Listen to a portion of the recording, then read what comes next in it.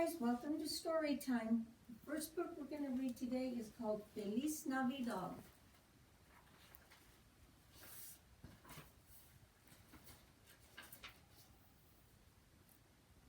We've heard every tale and we know every story about old St. Nicholas and all his glory.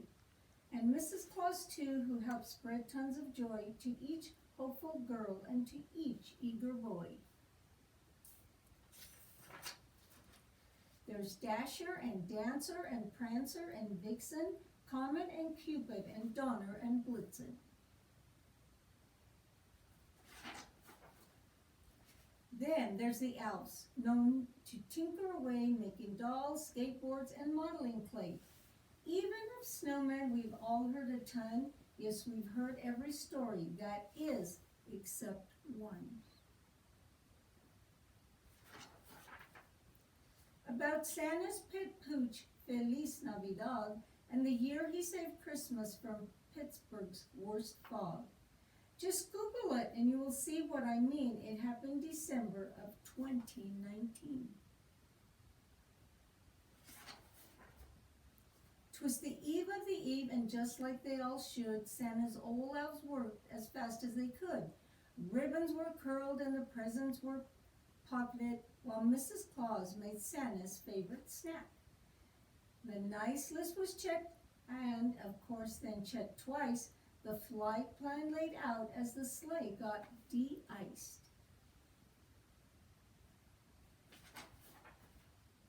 But just then it seemed Pittsburgh foggiest grew. All the deer had the fun. Oh, and to make matters worse, all the deer have the flu. I was missing a spot. Everyone gasped at the thought of a flight through the darkness and fog with no reindeer in sight. Christmas is canceled, an elf cried to herself as everyone put the toys back on the shelf. But Santa yelled, "Stop, this is not what we do. Grab every last flashlight and a bucket of glue." So 99 flashlights they glued to the sleigh, but it wasn't enough to light up Santa's way.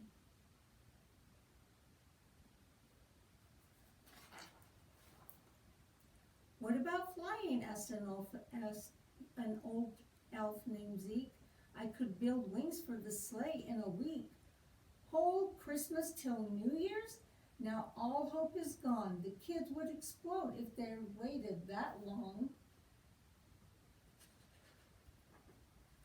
They thought every thought they could possibly think, and wrote each of them down in a blue juniper ink. Yet not one idea seemed to get the job done, though the candy cane cockpits sounded like fun. Then Mrs. Claus felt an idea start to spark, the furriest spark, in the form of a bark. Yes, down at her feet, and quite happy to help, was Feliz Navidad, his paws raised with a yelp.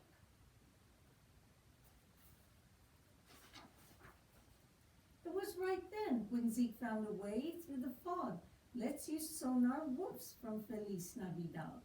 The sound waves will bounce off the objects ahead. You'll see clear as can be with barking instead."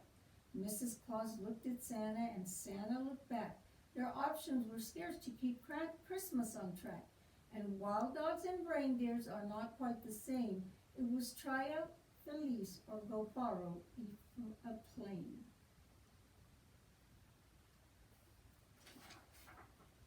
So Zeke worked and he welded as fast as he could on a sonar device made from stockings and wood.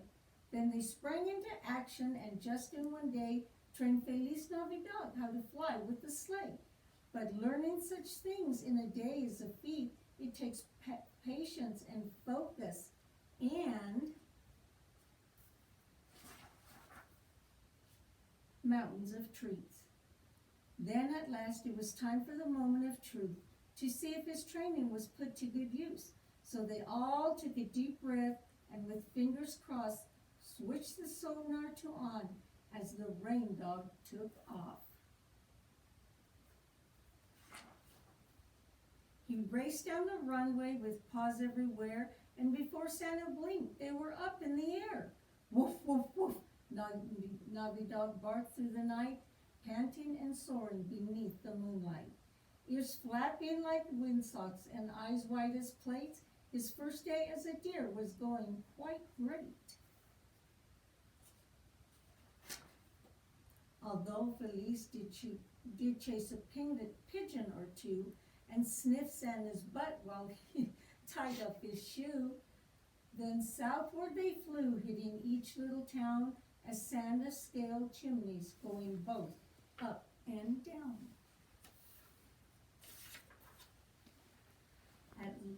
At last they reached Pittsburgh. The fog was thick. Felice barked so loudly he nearly got sick. But the presents each found their way under the tree, while hoes filled the air up in large groups of three. And no matter how foggy, no matter how dark, Christmas stayed Christmas, all thanks to a bark.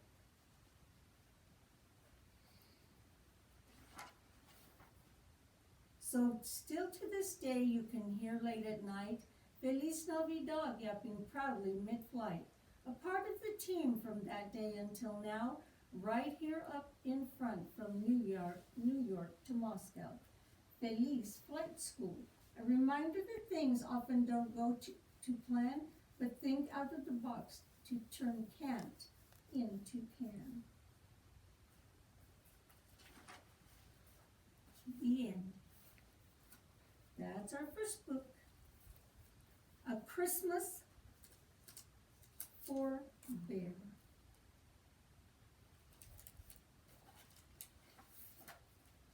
Bear never had a real Christmas. He never had a tree with sparkling stars, or candy canes, or even gingerbread bears.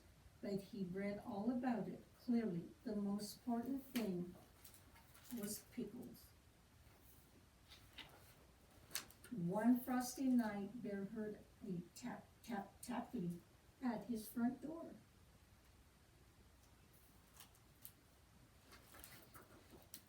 When he opened the door, there was Mouse, small and gray and bright-eyed. "Merry Christmas," cried Mouse. "Maybe," said Bear.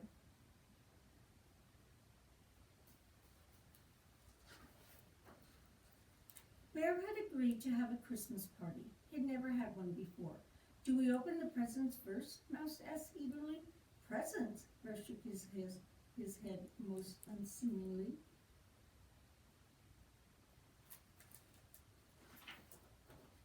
"What?" Mouse's eyes opened wide. "No presents? We shall sit around the tree and eat. I might even read a poem." "Surely that will do," Bear declared. Then Bear went to the kitchen to get the Christmas pickles.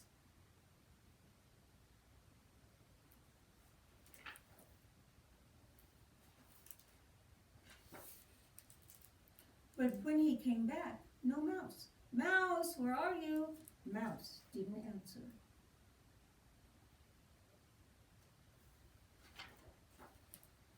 Bear heard a tiny scurrying sound. It was coming from upstairs. Bear climbed the stairs to his bedroom.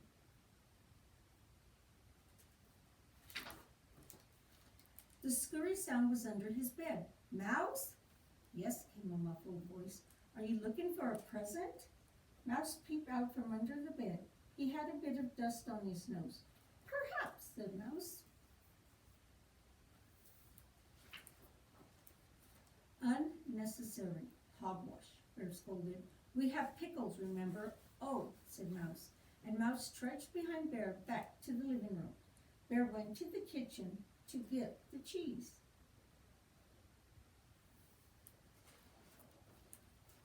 But when he got back to the living room, no Mouse.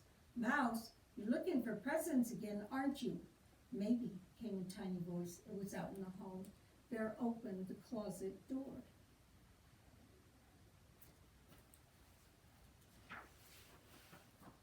There was Mouse, small and gray and guilty-eyed. "Not even one tiny present?" squeaked Mouse. "The pickles are from France," declared Bear. "But surely," said Mouse. "And furthermore," continued Bear, "I shall be reading a long and difficult poem."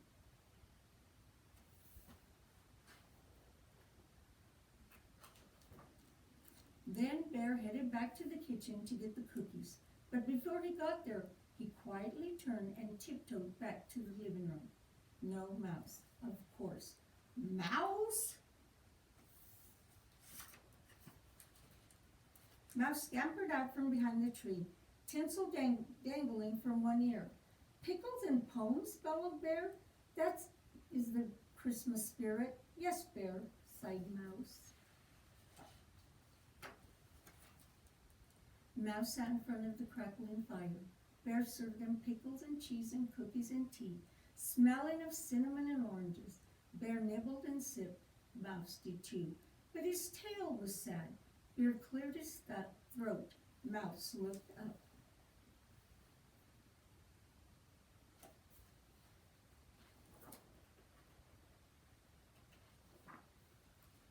"'Twas the night before Christmas," Bear pronounced, "when all through the house not a creature was stirring, not even a mouse."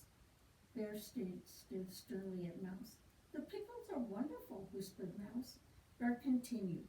"The stockings were hung by the chimney with care." Bear paused and glanced over at Mouse. Mouse took a mournful bite of his pickle. "The stockings were hung by the chimney with care," Bear repeated more loudly. "The stockings." You don't understand me.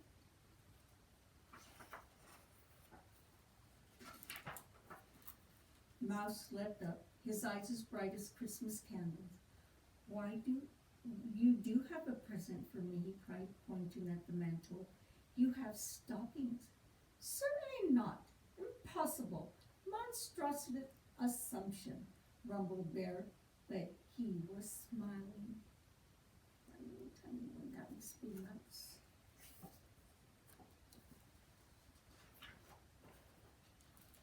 Mouse scrambled into his stocking and popped back out with the package wrapped in sparkling red paper.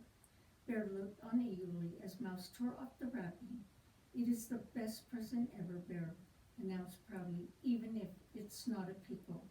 Inside was a shiny silver telescope.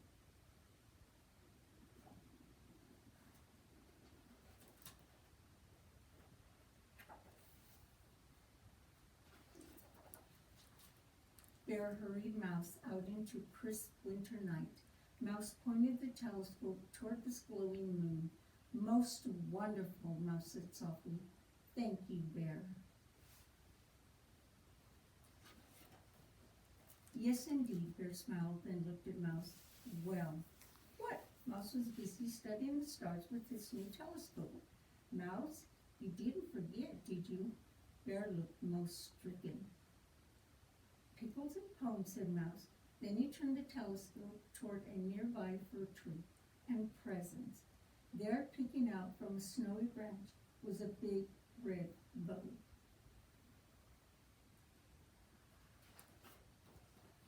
Bear hurried over and pulled out a wooden sled with shiny red runners. "I've always wanted a sled with shiny red runners," said Bear. "Thank you." "Mouse, you are," Bear swallowed. "You are an excellent companion, someone of whom I am most fond. You are my best friend too," said Mouse with a happy flick of his whiskers. "Merry Christmas, Bear. Merry Christmas, Mouse."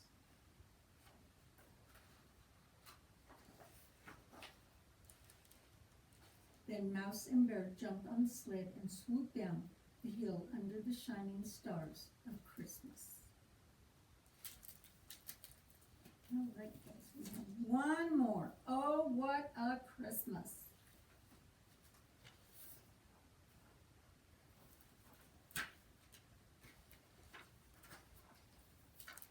Ho, ho, ho, oh, what a Christmas. Everything started off the same magical way Christmas always does. Santa and his reindeers took off from the North Pole, loaded with presents for all the boys and girls around the world. Now Dasher, now Dancer, now Prancer and Vixen, on Comet, on Cupid, and on Donner and Blitzen, Santa called out, as the sleigh raced across the starry sky. I love the pictures in this book. The pop, rip, stretch, the harness that attached the reindeer to Santa's sleigh was tearing. With one final bong, it snapped in two. Ho, ho, oh no!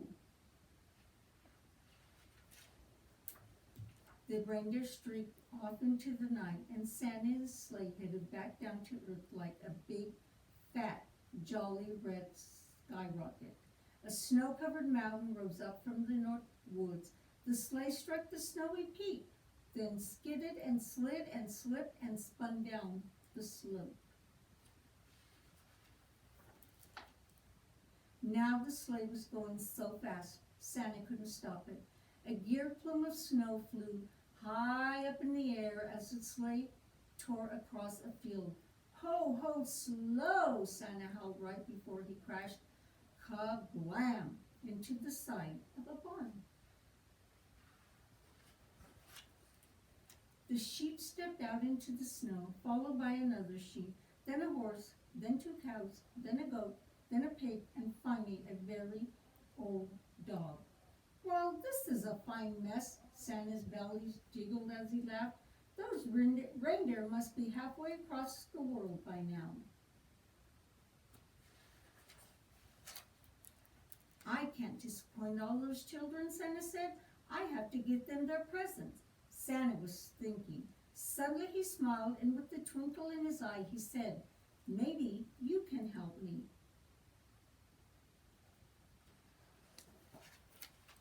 Santa turned the sleigh right side up, and with a little help from his new friends, all the presents were packed into the sleigh. Then Santa lined up all the animals, 2 by 2, in front of the sleigh. Santa wiggled his nose, snapped his fingers, and poof! In one instant, flash, they were all attached to the sleigh with a beautiful new harness.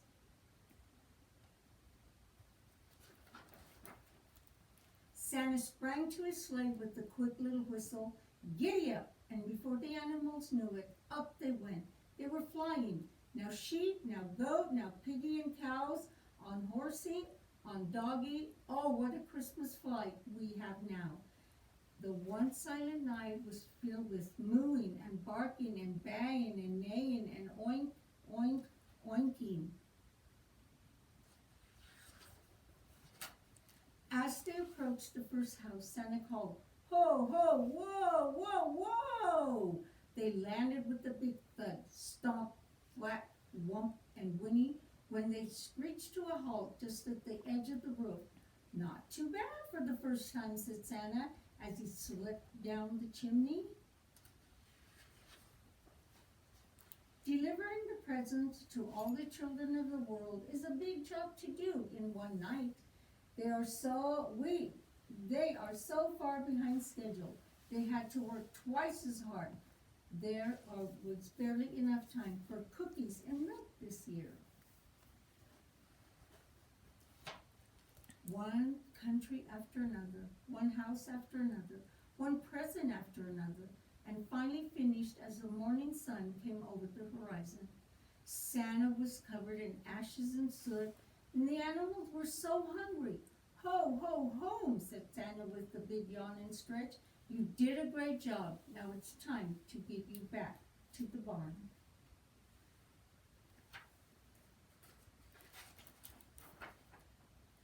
The reindeer were waiting as Santa and his new team touched down. "Ho, ho, ho! Oh, what a Christmas!" said Santa to the proud little band from the barn. "I couldn't have done it without you." Santa let out a big belly laugh as he took his new friends out of the harness and buckled his sheepish reindeer in. "They've left you a special surprise in the barn," said Santa with a smile. Then he hopped up on his sleigh, and with a flick of the reins, he headed back to the North Pole. Over his shoulder, he shouted out to his new friends, "Ho, ho, ho! Merry Christmas." The end.